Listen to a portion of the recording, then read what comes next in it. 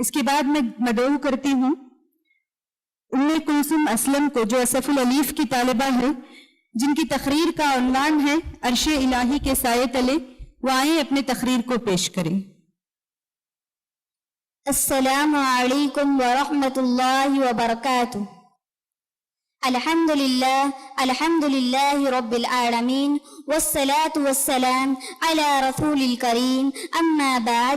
آج اس مبارک محفل میں میری تقریر کا عنوان ہے عرش الہی کے سائے کے مستحق۔ ہر انسان کو اس بات کا علم ہے کہ اسے دار فانی سے دار بقا کی طرف جانا ہی ہے، اور اسے دار بقا میں راحت حاصل کرنے کے لیے الحمدللہ جس کو رب کی رحمت سے ہدایت ملی ہے، وہ لوگ اس کی تیاری میں لگے ہوئے ہیں، اور بعض لوگ ہدایت سے گمراہ ہو گئے ہیں۔ اور ان تمام لوگوں کو سوچنا چاہیے کہ ہم تمام کو ایک دن باری تعالیٰ کے سامنے جواب دہ ہونا ہے۔ یہی وہ دن ہوگا جس دن قیامت برپا ہوگی۔ پہلی سور کے بعد سب مر جائیں گے، دوسری سور کے ساتھ سب اپنے اپنے قبروں سے ننگے بدن بھوکے و پیاسے کھڑے ہوں گے، اور ساری مخلوق اپنے اپنے گناہوں کے حساب سے پسینے میں ڈوبی ہوئی ہوگی۔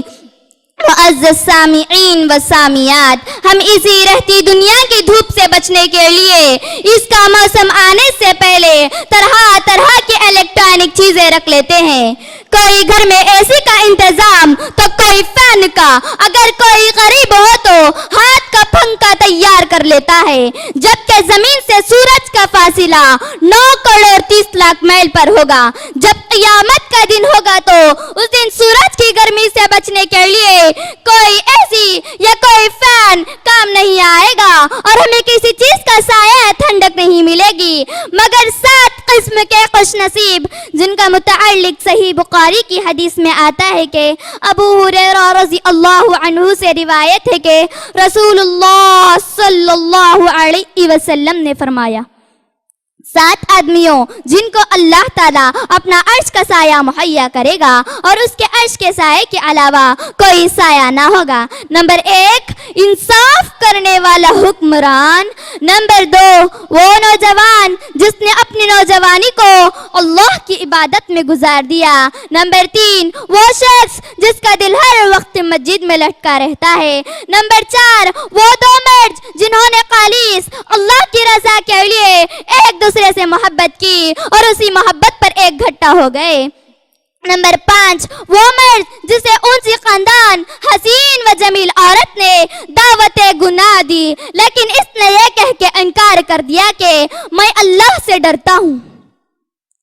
نمبر 6، وہ مرد جس نے اس طرح سے صدقہ کیا کہ اس کے بائیں ہاتھ کو تک علم نہیں ہے کہ اس کا دائیں ہاتھ نے صدقہ کیا۔ نمبر 7، وہ مرد جس نے تنہائی میں اللہ کو یاد کیا، اللہ کے ڈر سے اس کے آنکھوں سے آنسو بہنے لگے۔